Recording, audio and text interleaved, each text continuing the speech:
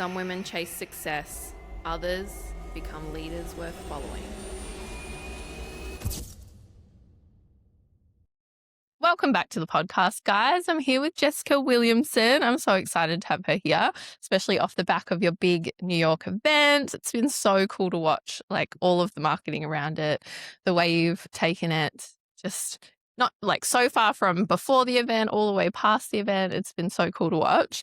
Jess is a business strategist and mentor. She's also my mentor this year, and really just love watching her build her own stages and put herself in positions that, respectfully, it's like we have no business being in. We just put ourselves there. We just make it happen. So Jess is a really great expander for all of us. So thanks for being here, Jess. Yeah, thanks for having me. I'm excited. Yeah, me too. Okay, so you've just closed up like the biggest event of your life so far. Yep. So far, we know there's going to be more and bigger. Yes.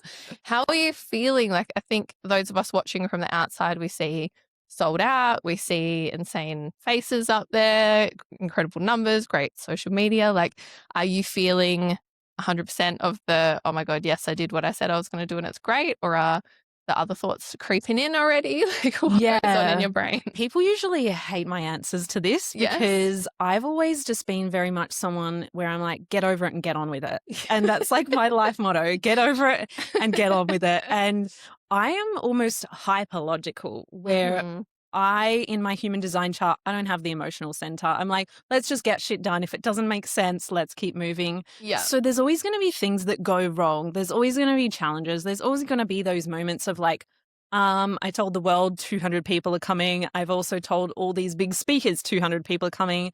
And at the time it was like, I've got 30 people and a couple of weeks to go. And oh shit, what is happening?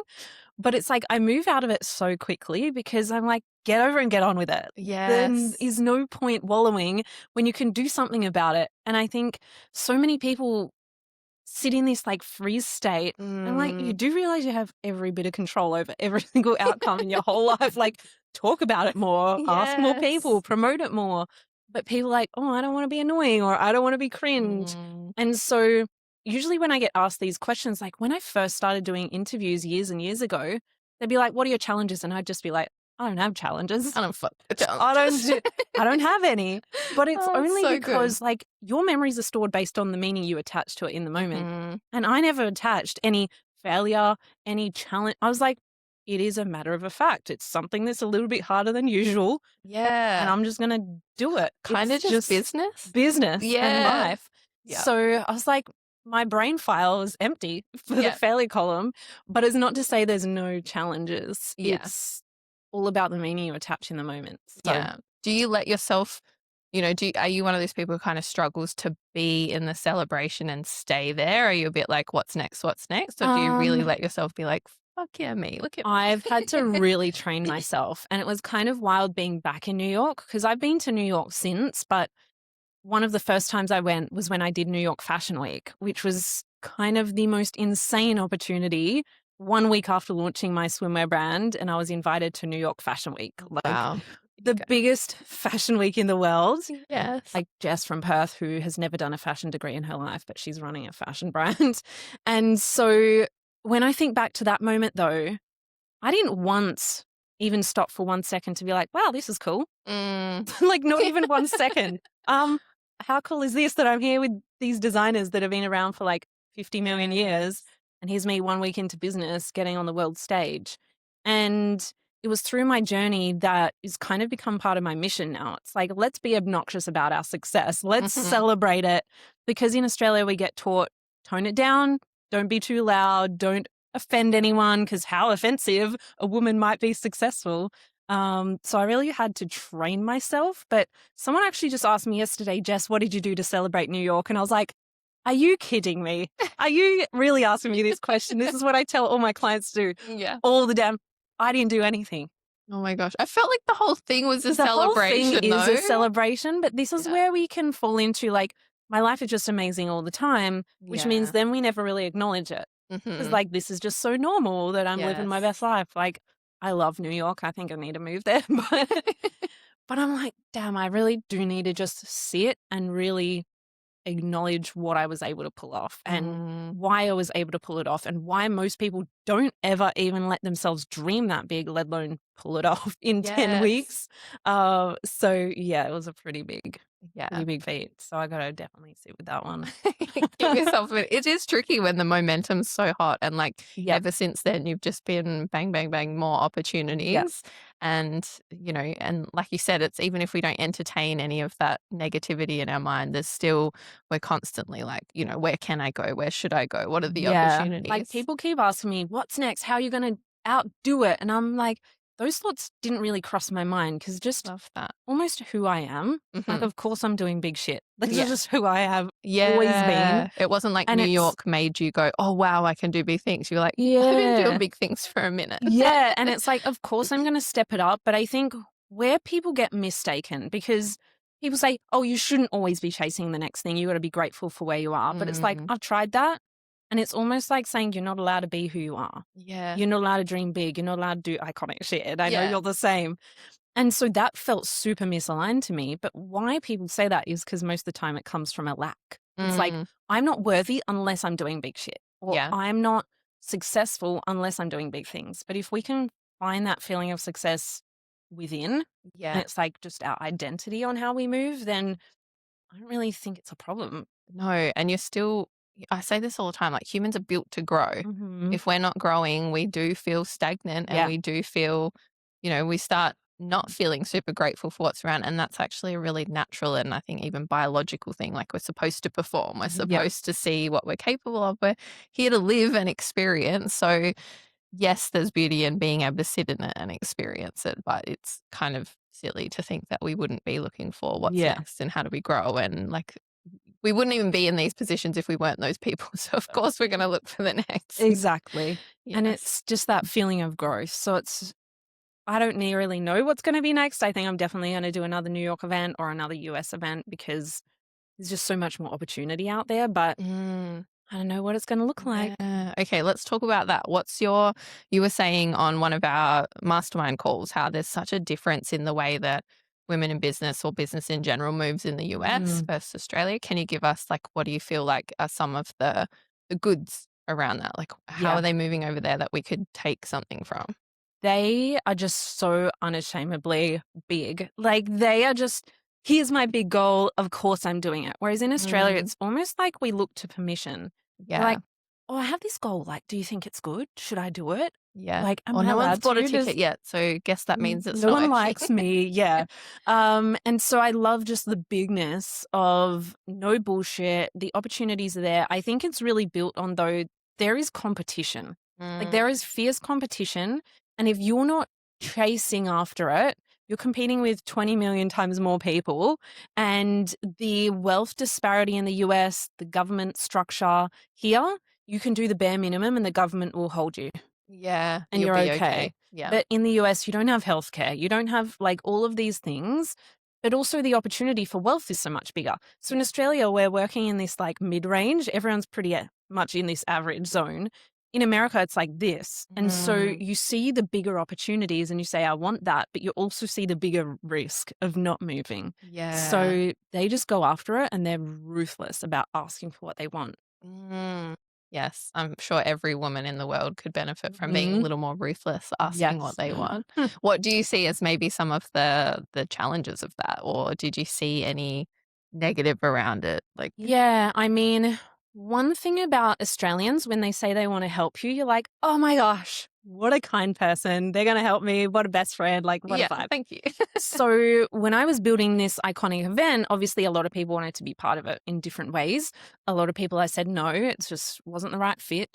But certain people I was like, cool, you want to help? How amazing. Like, let's get you in. It's a great trade-off. I want to bring all women up with me. So if we can do something that mutually beneficial, amazing. But I didn't realize that there could be an undertone. There could be something that they want to get their foot in the door for, but that they haven't been transparent about. Yeah. And I'm all for asking for what you want and going for what you want and being unashamed about it. But if you're going to step on someone else to get there, that's something that I realized they really couldn't care less about.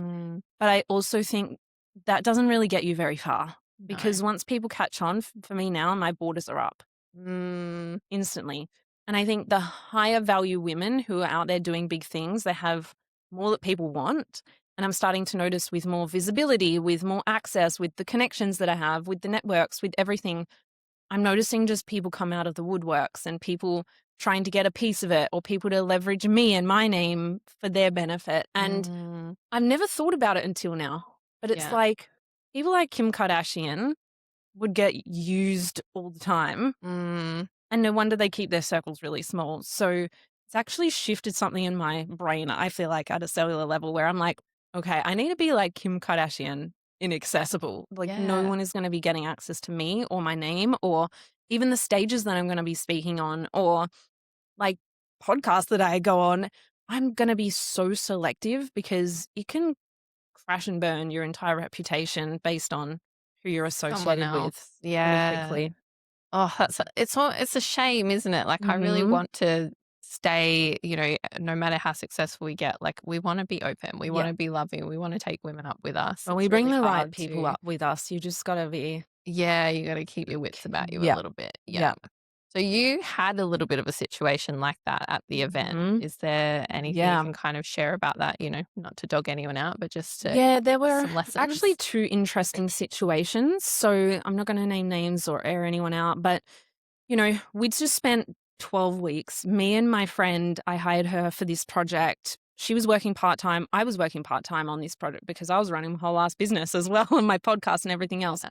We spent 12 weeks pulling off the biggest event ever from the other side of the world. I pulled up the speaker lineup. I wrote every question for every single speaker because I wanted a specific energetic flow of the day. Like the attention to detail that we went to, I designed the branding and then my VA executed it. It's like people don't realize that I had piece of I wasn't just like, hey guys, I have a vision, hand it off to the Do team, it. Yeah. do it. And people assume that that's what you would do at that level. And so we just spent all this time. My incredible friend Adelie, she was running around. She had a little cry at the end of the day and I felt so bad because it was just so overwhelming. It was so big. It was a lot for both of us to pull off. And we had some incredible people helping us out with the event. And honestly, it was so appreciated that they helped us out on the day. They came and helped setting up and everything like that. But then what I started to notice was people were commenting on my post saying, well done to this person for pulling off the entire event. And I was starting to think, that's really interesting. And when I clicked on their account, they were friends. And I'm thinking, this sounds like an insider memo that's being communicated. So not you and not your friend being given credit. No, it was someone else getting credit. And then I started to notice some of the speakers being like, I'm going to hire this person to, and I'm like, I don't run events. Like I don't do events for other people. It's not my business model, but I'm thinking, that's really interesting. I just started to gather this and I was like, it's so interesting. But then after the event, there was a whole post that went out that said everything from execution, speaker lineup, brand concept, flow of the day. The list went on. And I was like, saying they did it. Yep. That's insane.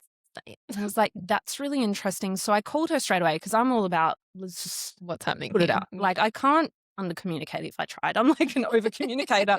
So I'm like, hey, can we just align on this? Like so grateful, everything you helped with.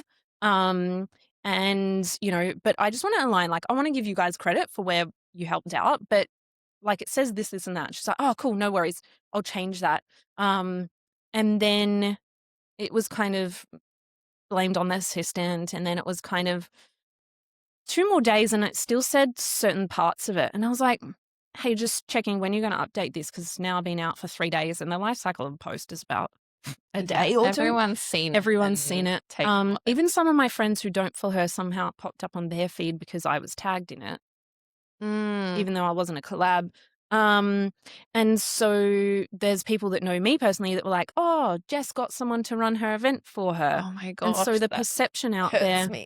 was already there. And then I was like, hey, this hasn't been updated. And she screenshot it, sent it to me. And she was like, yes, it has been updated. But the screenshot clearly said, and I'm like, now it makes no sense. Now we're just kind of being I feel like you read it and you screenshotted it specifically. So look, I give people the benefit of the doubt, but I also clock things and we're going to just be aware for future because it's one thing to take the credit. It's like, okay, my ego, I want to, I need to get recognized for, I'm a projector Work as you well. did. Yeah, you're like, excuse me. But it's like, one part of it. But the other part is my incredible friend.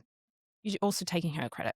And also the fact of it's my reputation. So it's kind of leveraging what I did, my audacity, my risk taking, all of the softer skills that was able to make this a reality. It's just been ripped of me and like Yeah. almost taken away from me. And that's my reputation. It's Mm. literally why people hire me. It's why I get these networks. It's why these women said yes to speaking on my stage, because they're like, Jess is a woman of her word. She does the Yeah. things she says. And so that for me was just, by that point, I was running my retreat as well for New York, and I'd gone from the event to the retreat having 4 hours sleep a night because that's just New York. Yeah. And so I had like a mental breakdown. I had a bit of a cry because I was just so overstimulated and overwhelmed. And then I'm like, oh my gosh. And then they're taking credit. And then there was just multiple things going on. So I had a bit of a cry, and then we went for our final celebration dinner and everything was amazing. But it's these things that, again, you do have to get over it and get on with it,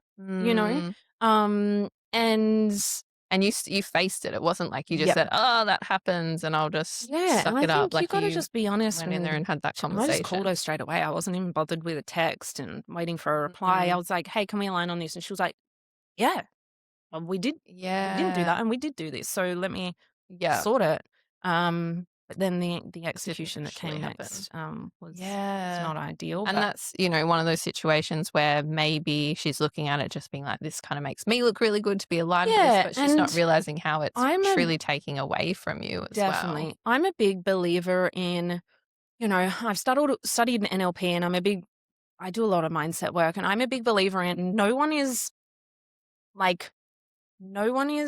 evil.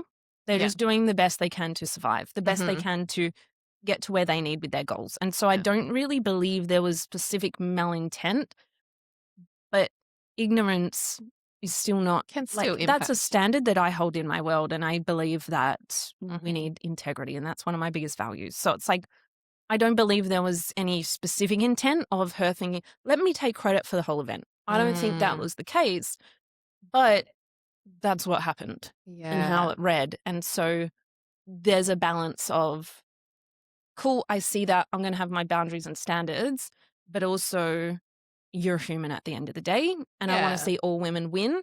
And I want if I can bring people up with me and my credibility helps build your credibility, great. But integrity if you're going to use me, then there's a difference. Yeah.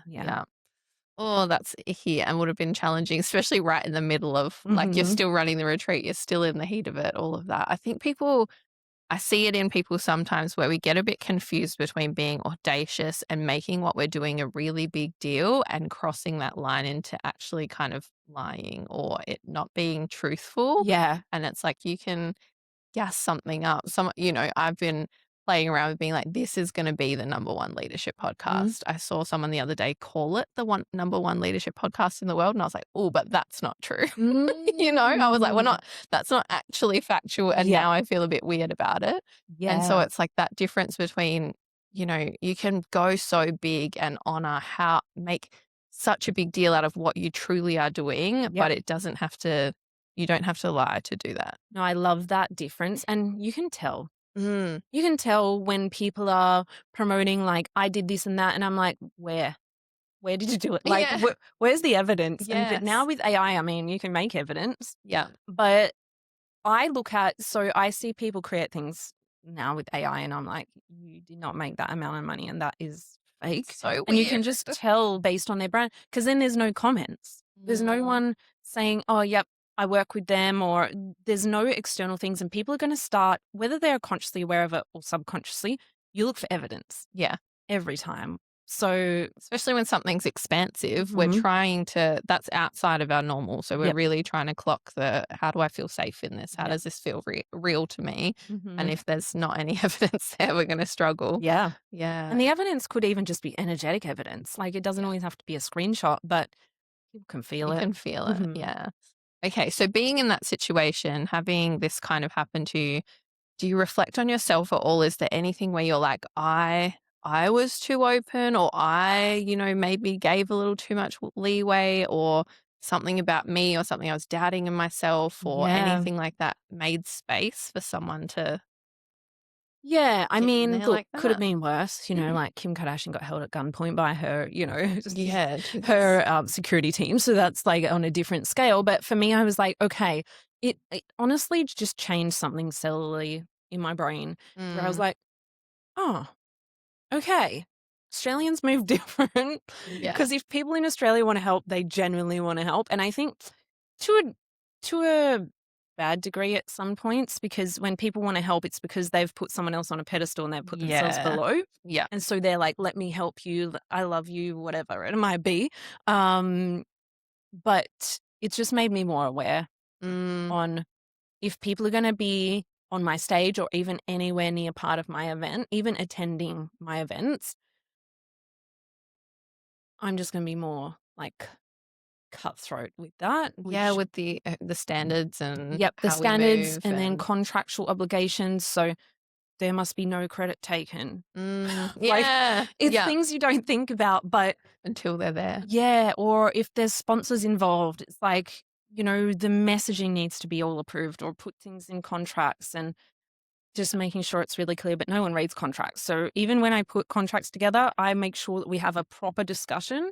You understand? I understand. Are you happy with it? And then Yes. we have a mutual ground. Yeah. And these are things that you only really know, like the bigger you go and the Mhm. more, exposed to this and exposed to situations where you've invited people in that are outside of your circle. So you Yep, don't know how they operate. You don't know all those things. definitely. And it's kind of, I don't know, just one of those many spaces I think people get fearful of. And it's like, no, you still just have to run headfirst Yep. into it, learn your lessons and move on to the next. Definitely. There was another story that I just want to share on this topic while we're Yeah, here. please. So we had a photographer come, it was a referral. I was like, who the hell is a photographer in New York? I don't know. Yeah. Give me someone.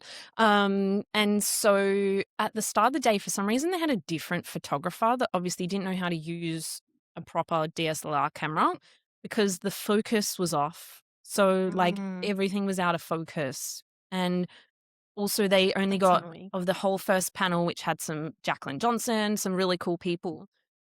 We have like 3 photos really far back. You can't even see their face.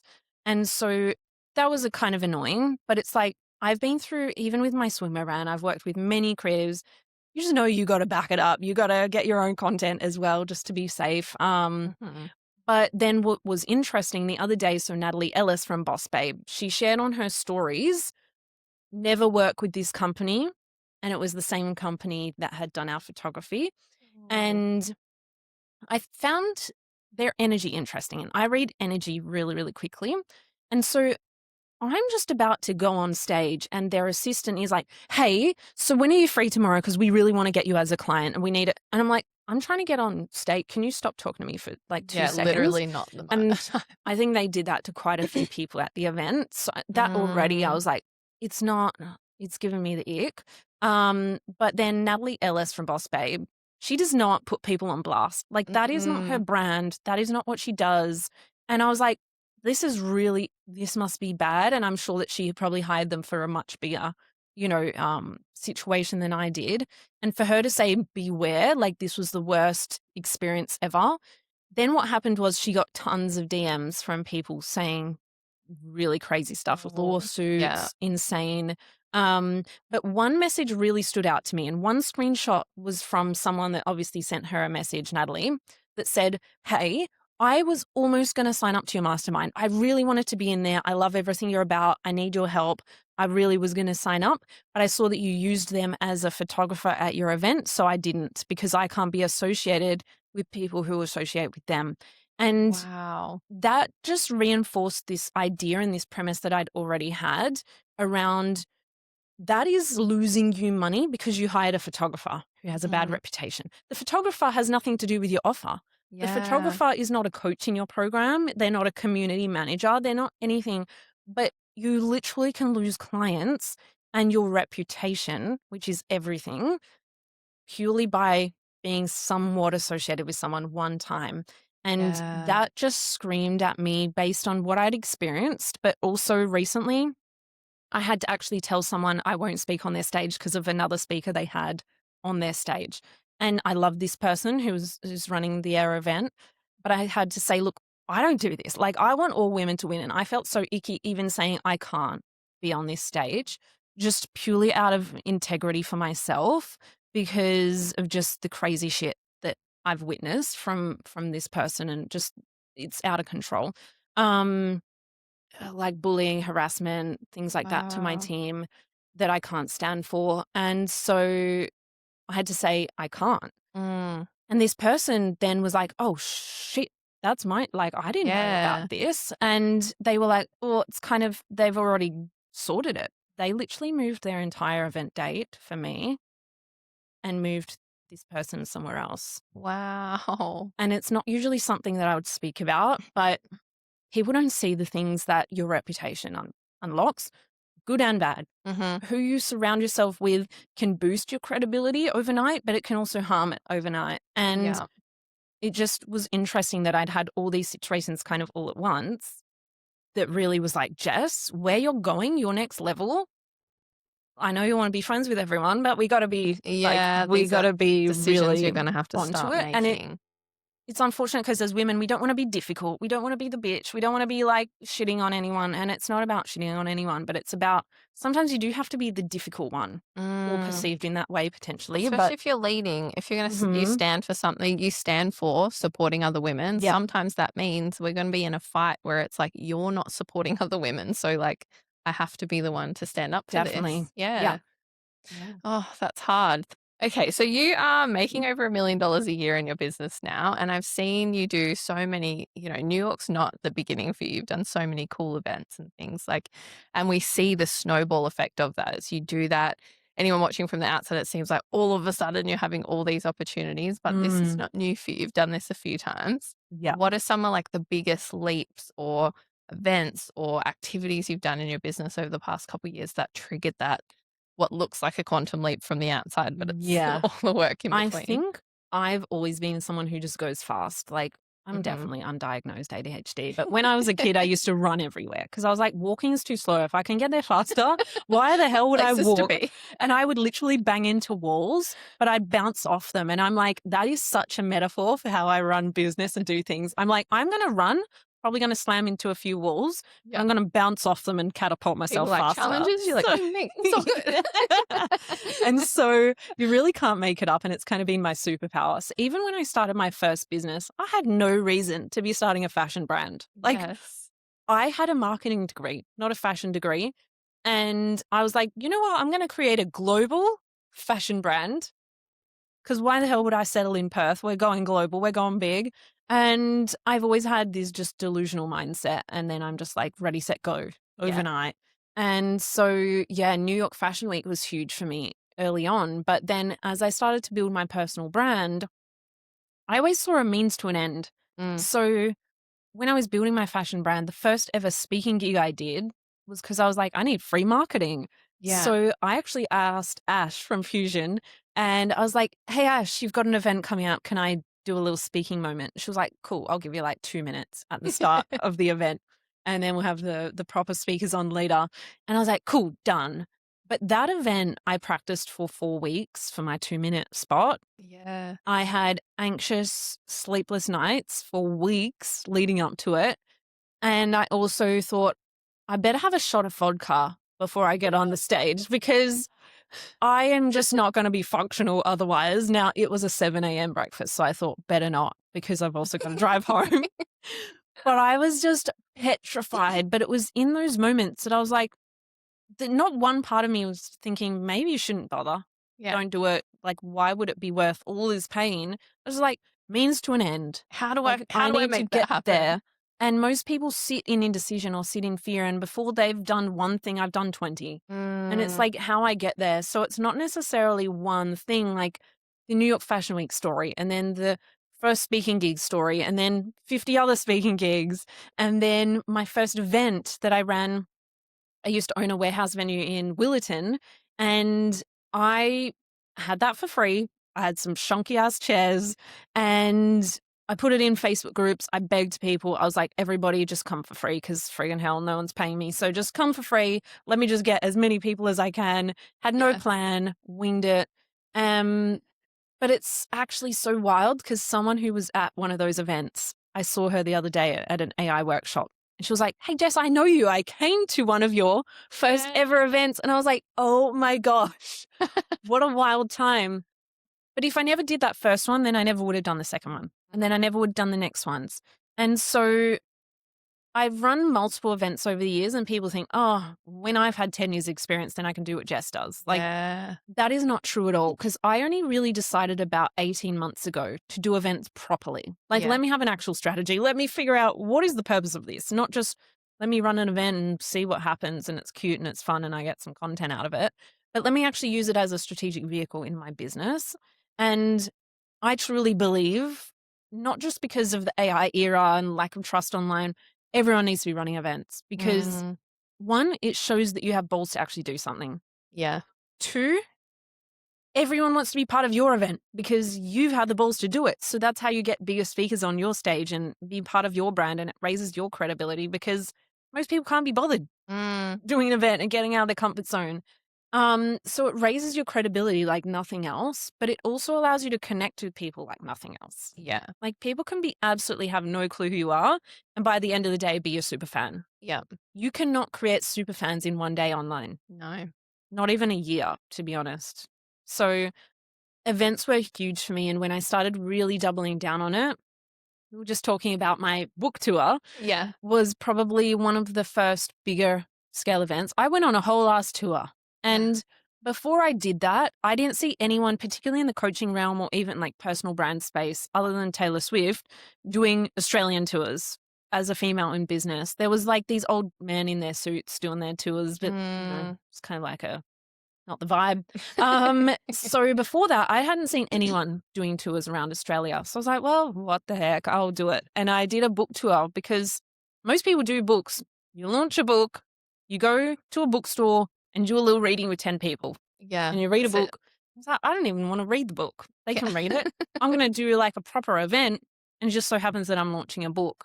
Yeah. So that was really cool because it got a lot of awareness because again, when people are at your events, I get like 1 million reach. Not because my posts go viral, but because everyone is posting and tagging me. Yeah. That adds instant credibility. That's word of mouth. Like there's no faster way to grow a brand. So that really grew my brand. And then over the past 18 months, I mean, the book tour was like 2024, but over the past 18 months now, not including the book tour, I've done like 20 events. Yeah. Tours. I think I've done maybe 5 Australia-wide tours of events. I love, because people will look at, say, New York. Like a lot of people have come up across you for the first time after New York and be like, wow, she did this one event and everything started happening. You're like, no, friend, 20 events later.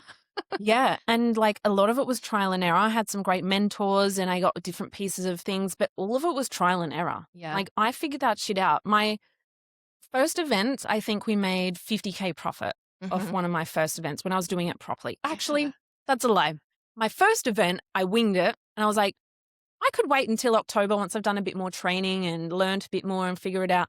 I did my first event and winged it. Tried to sell at the end. I had no authority cues. I had no MC. I had none of these things that I've now learned are very important. And I made $0. Yeah. But again, get over it, get on with it. So like then I was like, cool, learned next time. Most people would have given up because it didn't make me a millionaire overnight. So then my next event was where I made 50K profit. Yeah. And then now the average is 100K profit, which is what we did in New York, which was actually a lot less than I would have expected because of just the way I'd structured it and things, but we had a whole sales flow that wasn't really ideal. Is that purely on, you know, like the ticket sales minus the expenses, not upsells that you're doing on the back? No, it or includes including upsells. Okay. Yeah. And so if people are relying on ticket sales alone, you cannot even break even. Yeah. Like unless you're charging like 10 grand a ticket. Not if you're doing something cool. Yeah. Even when I was doing my more budget-friendly ones, it was like still cost me 5 grand, you know? And so, again, most people are not willing to take the risk or the leap. Yeah. And learn. spend the 5 grand or quote unquote lose the 5 grand for. But if you're upselling on the back properly, like you should be, then, you know, that can And if you become know hundreds that of your thousands. success is guaranteed, you're always going to spend the 5 grand. Yes. Yep. Most people don't want to believe that their success is guaranteed, so they're not willing to spend it. Yeah. So yeah, that for me has been a big key. And like, I'm going for my $1 million day next time I run a big event. And I'm like, let me structure that and figure it out. Because it's so possible. Like this New York event, I was estimating based on all of the stats we have from my Australian tours, we should have done at least like 300 grand. Mhm. But then there was a bit of sales fallback on the back end. I kind of outsourced some sales and then we just lost them. Yeah. And then they went cold and it's, it is what it is. But again, we still made a profit. Things we learn. Yeah. So honestly, events have been a huge, huge driver Yeah. and just having the audacity to friggin' do it. Yeah. Yeah. Can you tell us about, I think what's really interesting is how much visibility, how much authority, how much credibility is built through doing the event, almost regardless of how many people are in the room. Like people don't actually know at the end of the day how many people attended. They saw you market it. They saw you talk about it. They saw you make it a massive deal. They saw people tag it, whether they saw 2 people or 100 people, they're just clocking people were there. I wasn't there, like that kind of feeling. Definitely. Have you, can you talk about that a little bit and also talk about, is there any events you've run that might look like a flop from, a numbers perspective or something, but obviously the impact of the marketing has been so much bigger anyway? Yeah, I haven't really had since I've been doing like my blueprint, basically. I know it works every single time. Yeah. Like I my have clients flops, using it right? and it works from a numbers perspective. And I know how many people I have in the room. I know exactly what it's going to equal. Yeah. And other than this event, but it's still not a flop because I made 100K profit from getting to hang out in New York, which is pretty cool. But, and the insane visibility that's come from it that is going to create.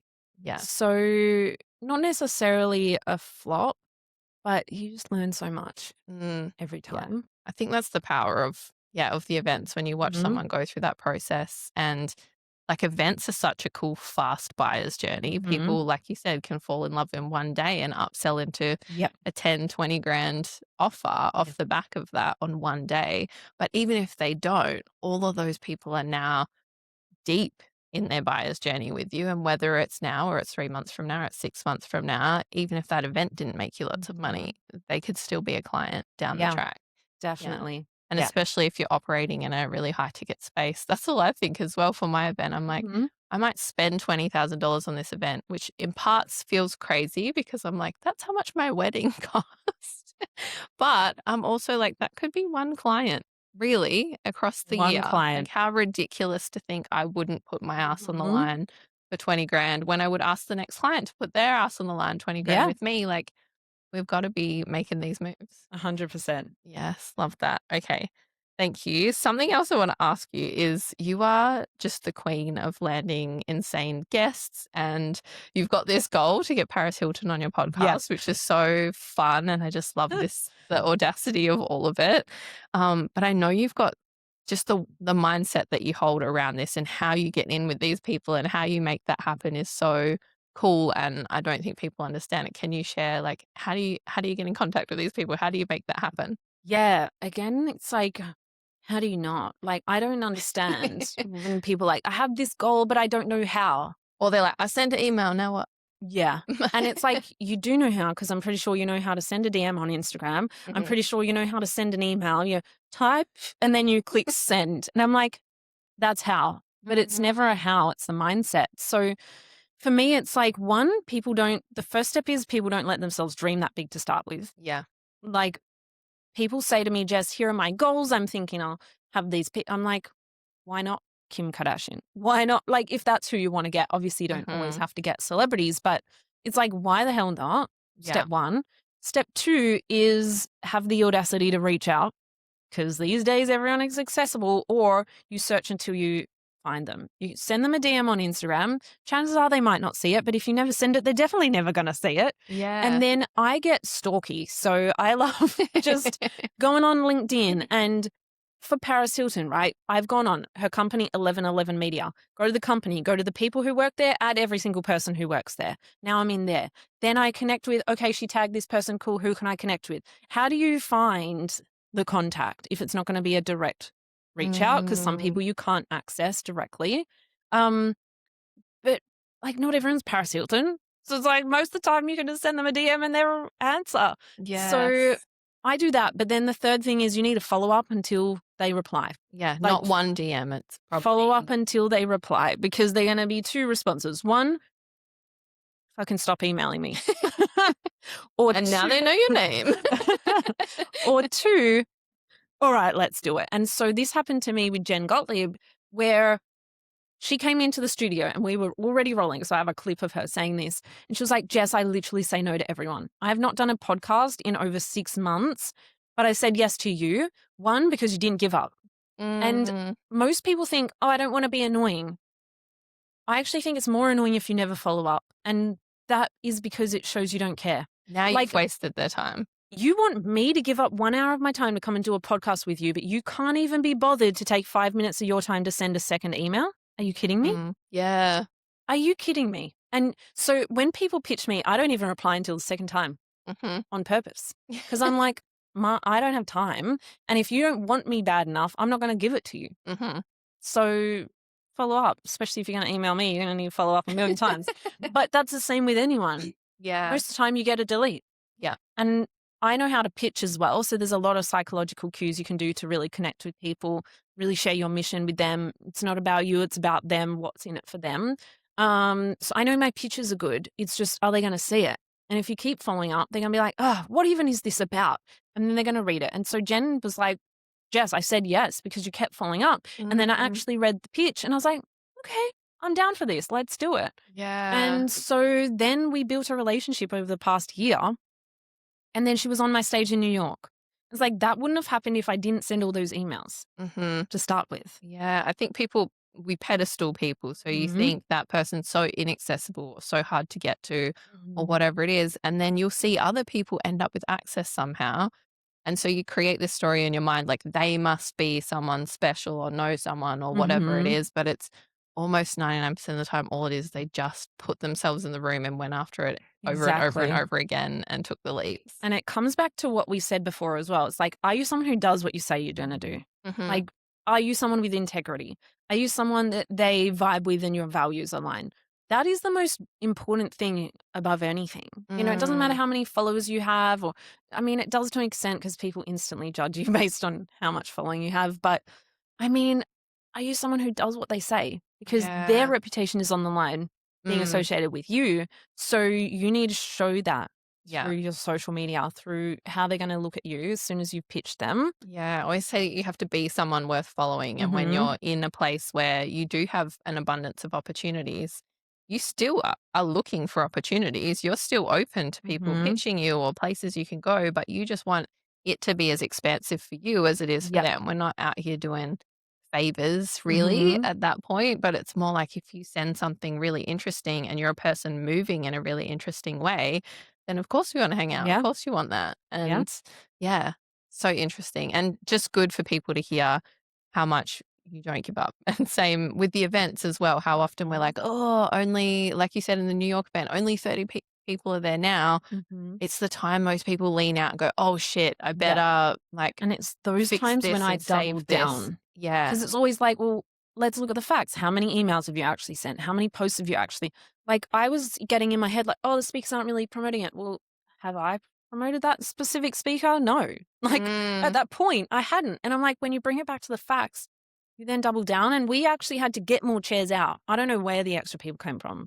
We must have snuck in, but we had to get more chairs out. And so we had way more people than we were meant to in the room. Yeah. And normally events, you have like a 70% show up rate. Yeah. So, but the marketing around it would have been so strong. It's like, think about when you sign up to some random conference and you sign up to it and then you never hear about it again. You just have it in your calendar. But that was, the hype was so high. Yeah. And we send a whole nurture sequence on the back end to ticket holders, to we have so much over communication, but there's so many data points with events that people don't think about. Show up rates, like attending rates, like conversion rates, just everything that we have nurture sequence to touch on every single part of it. Yes. There's so much information to be gathered to help you nail it or nail it again next time versus just being in your head being like, oh, only this many people happened or oh, this happened. And it's like, Okay, feel your feels and then get the fuck into the data and Yep. figure out what the actual problem is and how we make it better. Yeah. Yes, love that. Okay, one last big question for you. Mhm. I feel like you're someone who's built your confidence brick by brick. You are not someone who came out the womb ready to No. extrovert your life away and run, 1,000 people events and stuff. So, what are some of the things that you had to do or continue to do to really be a confident person when it's not super organic for you? Yeah, definitely not organic, just to put it in perspective. I used to not give people eye contact. Yeah. Like, if I was walking down the street, I'd be looking at the floor or the sky. Hmm. Like, can't even look straight because we might catch eye contact and then I might die, Yeah. kind of level. Spontaneously combust. And like, it's been a process. And when people hear me say that, they still don't believe me. And I'm like, no, go and ask my mom. Like, literally, I didn't want my name anywhere. I didn't want anyone to know I existed. But it was that part around, like, I asked for that speaking gig even while I was petrified because I was like, I need free marketing, or I have something that might change someone's life today. So it was always like, my purpose is bigger than my fear, and doing it anyway. Like, is this going to be cringe? Probably, but I'm going to do it anyway. And so I'm a big believer on, you can mindset all day. Like, I teach mindset. I have my tools. I love it. But you can't sit meditating all day and then be confident. Yeah. Like, Could we act? people say, I'll wait and I'll do an event next year when I'm more confident. No, you do your event now, you fail, then next time you're going to be more confident. You can't think your way to it. So I'm a big believer of, if we haven't made it clear already, get on with it. No, take action. But I've just taken action every step of the way. And I'm almost like addicted to the feeling of feeling uncomfortable. That makes sense. Like, I've rewired my brain to be like, oh my God, this is so exciting. Like, lean further in. Because when we feel discomfort, our brain says two choices: go back to the comfort zone. Sounds great. Let's do it. Yeah. Or two, keep enduring this pain. Like, hell no. Obviously. So I'm like, keep enduring the pain. Hell yes. Yeah. Like, that's how I call my it a brain is kink wired. for discomfort. Okay, kink for discomfort. I love that. But I've had to do a lot of, like, I don't like using the terminology shadow work, but that's what it is. Shadow work, looking at the parts of us that we're afraid of being seen. The part of me, I used to think like, oh, well, people think I'm so boring because I don't talk as much as an extrovert. So, like, that's not going to be a good personal brand. That's not going to be interesting.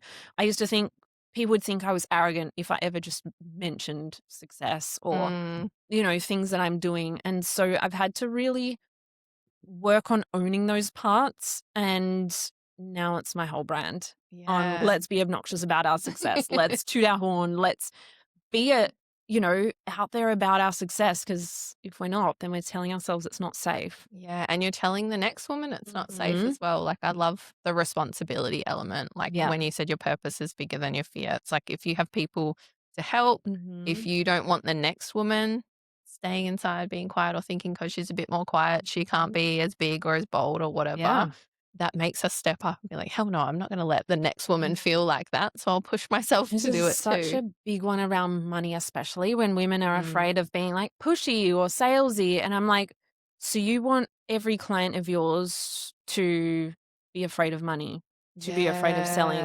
You're telling your clients right now, by you not selling, you're telling them that it's not okay to want money. Yeah. It's not okay to sell. And they're like, oh, no. I'm like, well, that's literally what you're doing. Yeah. And so the perspective shift is massive. We have to go first, whatever we want to pass down to people. Yeah. Oh, I love that.